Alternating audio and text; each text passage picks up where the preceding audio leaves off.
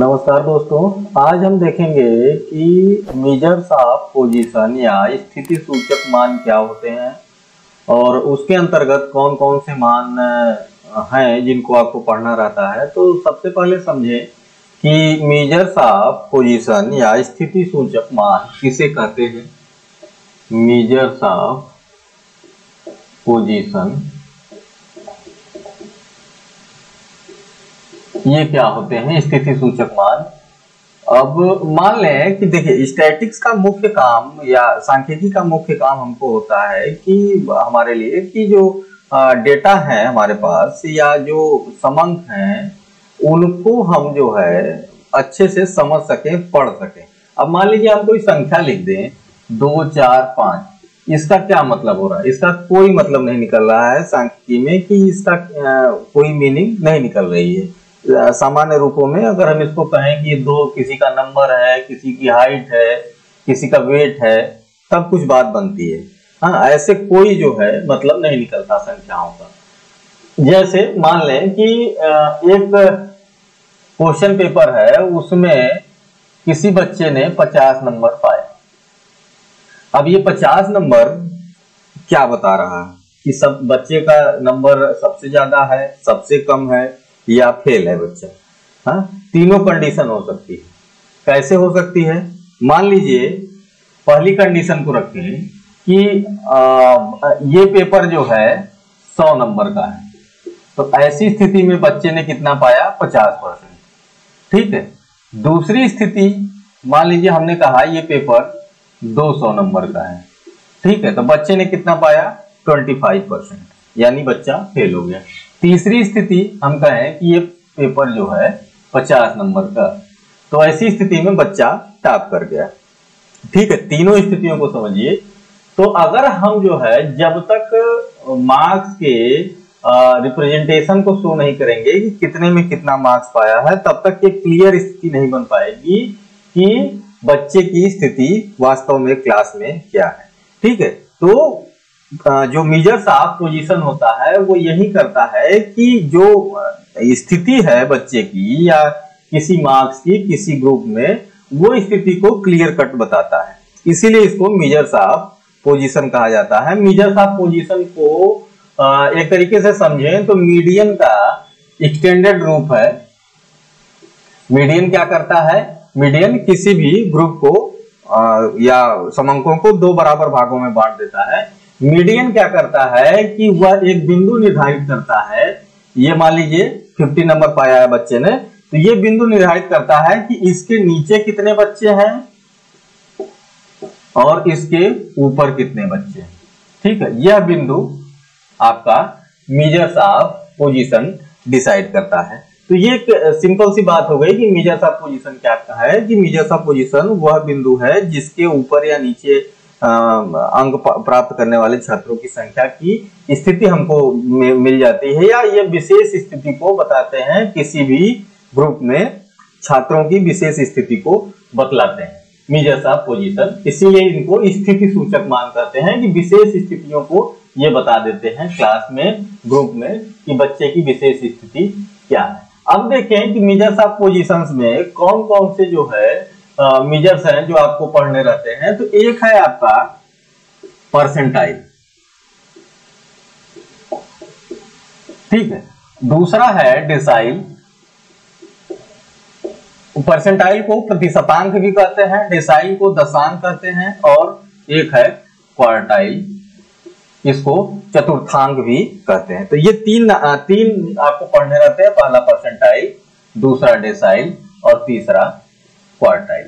ये तीन है, तीनों आपको पढ़ना है। तो आज हम लोग परसेंटाइल की बात करते हैं कि परसेंटाइल क्या है और इसको कैसे निकाला जाता है। तो देखें, समझे थोड़ा सा। परसेंटाइल क्या है? परसेंटाइल वास्तव में किसी भी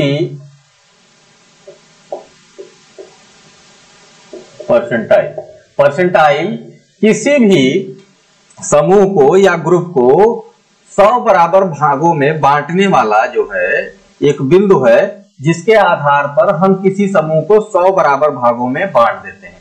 मान लीजिए अगर 500 बच्चे हैं तो 500 बच्चों की स्थिति को ये 100 बराबर भागों में बांट देता है। ठीक है, इसलिए जो है इसमें कुल 99 बिंदु होते हैं, पॉइंट होते हैं, पोजीशन होते हैं, जिसके आधार पे 99 पॉइंट होते हैं, जिसके आधार पे हम स्थिति को, बच्चों की स्थिति को डिफरेंट टाइप्स के कैटेगरी में बांटते हैं। और इसमें टोटल परसेंटाइल कितने रहते हैं? 100 परसेंटाइल रहते हैं और 99 उसके पॉइंट होते हैं। ठीक है, अब मान लीजिए हम किसी बिंदु को लें, या इसको देखिए डिनोट करते हैं पी के से, पी कैपिटल और के स्मॉल, पी के से डिनोट करते हैं।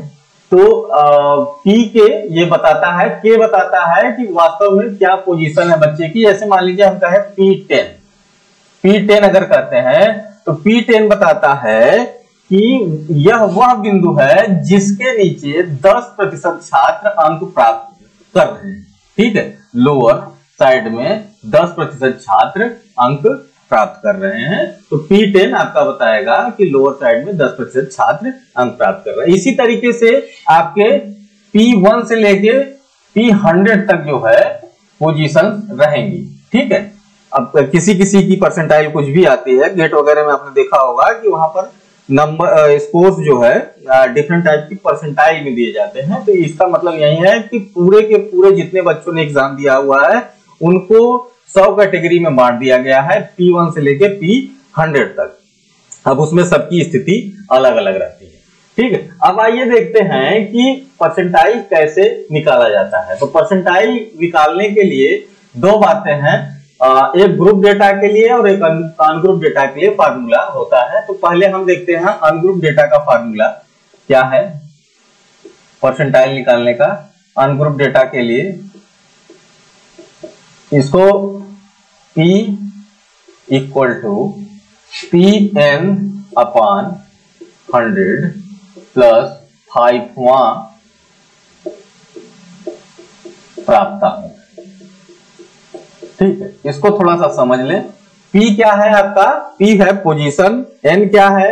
नंबर है, कितने जो है टोटल उस ग्रुप में कितने जो है व्यक्ति हैं, और 100 आपको पता ही है कि 100 से भाग देना, प्लस 5वां प्राप्तांक। तो वह स्थिति जो आपको बतानी है। अब इसको देखें कि एग्जांपल के माध्यम से। मान लीजिए ये 2, 4, 8, 6, 7, 5, 6 ये जो है कुछ बच्चे हैं और इनके नंबर दिए गए हैं। इसमें आपको ज्ञात करना है P, मान लीजिए P25 ज्ञात करना है। ठीक है, या P30 ले लें, P30 आपको निकालना है।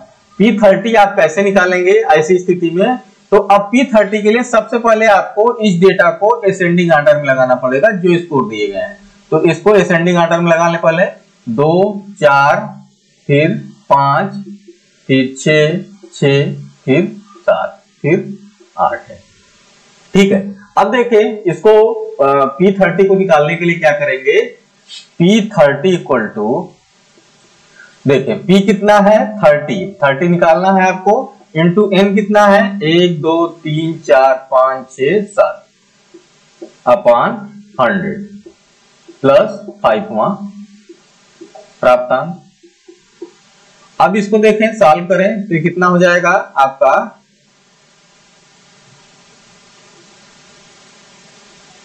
$210 अपॉन 100 प्लस 5वां प्राप्तांक। अब ये हो जाएगा आपका 2.10 प्लस 5वां प्राप्तांक। अब दोनों को जोड़ लें तो ये क्या हो जाएगा? ये हो जाएगा आपका 2.6वां प्राप्तांक। ठीक है, इसको समझते चलिए, वहां प्राप्तांक हर जगह लगा हुआ है।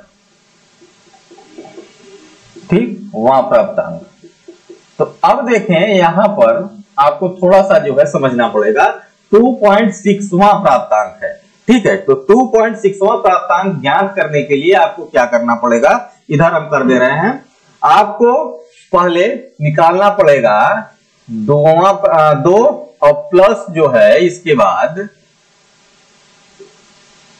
6 है। देखिए 6 है, तो अब इसको आपको 0.6 करना पड़ेगा और ये संख्या जो 2 है इसको देखना पड़ेगा कि इसके आगे की संख्या यानी 3वां प्राप्तांक माइनस 2वां प्राप्तांक। ठीक है, ये समझिएगा थोड़ा सा, 3वां प्राप्तांक माइनस 2वां प्राप्तांक।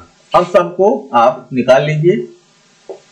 2वां प्राप्तांक क्या है यहां पर देख लें, 4 प्लस 0.6।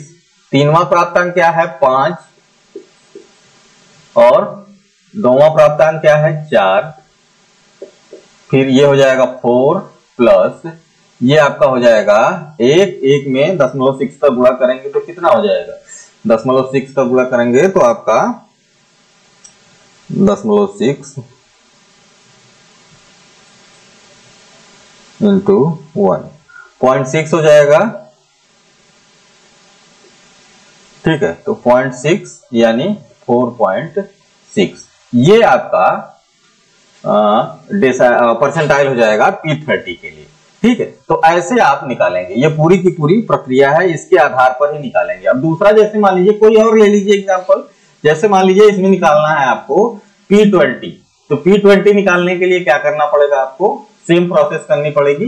P20 निकालना है तो P20 इक्वल टू P कितना है 20 इंटू N कितना है आपका 2 2 4 2 6 एक 7 है अपॉन ये हो जाएगा आपका 100 इंटू 0.5 वहां प्राप्तांक। ठीक है, फिर सेम वैसे प्रोसेस करेंगे, ये हो जाएगा 140 यानी ये 14 हो जाएगा, ये 14 प्लस 1.545 प्लस 5वां प्राप्तांक। ठीक, सेम प्रोसेस करेंगे, 1.4 प्लस 5वां, इन दोनों को जोड़ लेंगे 1.9 हो जाएगा। ठीक है, फिर से प्रोसेस करेंगे तो ये हो जाएगा पहला प्राप्तांक और प्लस 0.9 और फिर दूसरा प्राप्तांक माइनस पहला प्राप्तांक। ठीक, सेम वैसे प्रोसेस करेंगे और फिर ऐसे निकाल लेंगे। तो ये है प्रोसेस आपकी अनग्रुप डेटा के लिए। अब ग्रुप डेटा के लिए देखें, ग्रुप डेटा के लिए क्या फार्मूला होता है परसेंटाइल का,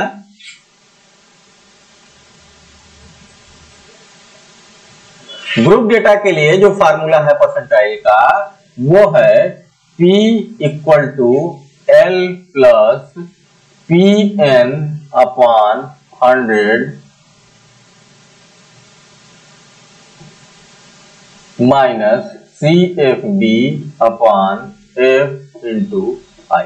ठीक है, सारी की सारी चीजें आपको ये सेम ऐसे ही आपको मीन में मिलेंगी। मीन निकालते समय भी सारी चीजें ऐसे ही निकाली जाती थी। PN आपको बस अलग से करना है। L क्या है आपकी लोअर लिमिट है, PN आपको निकालना है, PN की वैल्यू दी रहेगी। CFB क्यूमुलेटिव फ्रीक्वेंसी बिलो है, F क्या है फ्रीक्वेंसी है, I क्या है क्लास इंटरवल है। अब एक एग्जांपल लीजिए, तो जैसे मान लीजिए 0 से 9 है, 10 से 19, 20 से 29, 30 से 39, 40 से 49, 50 से 59 और 60 से 69। ठीक है, ये क्लास इंटरवल है। फ्रीक्वेंसी कुछ ले लीजिए 1, 3, 6, 10, 3, 4, 3, 2। ठीक है, ये फ्रीक्वेंसी है। अब इसमें मान लीजिए हमसे पूछ रहा है कि P70 निकालिए। ठीक है, तो P70 निकालने के लिए आपको क्या करना पड़ेगा, ठीक है, P70 या P30 ही निकालिए, P30 निकालिए ज्यादा अच्छा, P30 निकालिए। तो P30 मान लीजिए आपको निकालना है, तो P30 निकालने के लिए आपको क्या करना पड़ेगा, सबसे पहले क्यूमुलेटिव फ्रीक्वेंसी बनानी पड़ेगी। तो क्यूमुलेटिव फ्रीक्वेंसी हमने बताई थी कैसे बनती है, क्लास इंटरवल देख लेंगे। अगर जो है क्लास इंटरवल नीचे से शुरू है तो नीचे से जोड़ते जाएंगे, अगर ऊपर से शुरू है तो ऊपर से जोड़ते जाएंगे। अब जैसे ये हो गया क्लास इंटरवल, इधर से नीचे से शुरू है तो 2, 3, 2, 5, 5, 4, 9, 9, 10, 19, 19 और 6, 25, 25 और 3 आपका हो गया 28, 28 1, 29। ठीक है, ये आपका क्लास इंटरवल बन गया। क्लास इंटरवल के बाद अब आप देखेंगे कि ये संख्या P30 कहां पे जा रही है उससे पहले आप इसका निकाल लेंगे इसकी वैल्यू। तो P30 आपको निकालनी है, तो P30 के लिए ये देखिए Pn कितना है, P30 निकालना है तो Pn अपॉन 100 करेंगे। P30 इक्वल टू ये देखें तो P कितना है आपका 30 इंटू N कितना है 29 अपॉन 100। ठीक है, अब इसको सॉल्व कर लें तो ये कितना हो जाएगा 30 गुणे 29, ये हो जाएगा 870/100। फिर इसको सॉल्व कर लेंगे तो 8.70।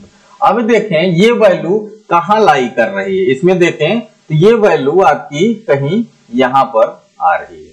ठीक है, 8.70 कहीं यहां पर मिल रहा है, तो ये आपकी मेन फ्रीक्वेंसी हो गई। इसके आधार पे फिर आप इसको मानेंगे ये मेन फ्रीक्वेंसी, सारी की सारी वैल्यू फिर आप वैसे ही रखते जाएंगे। अब जैसे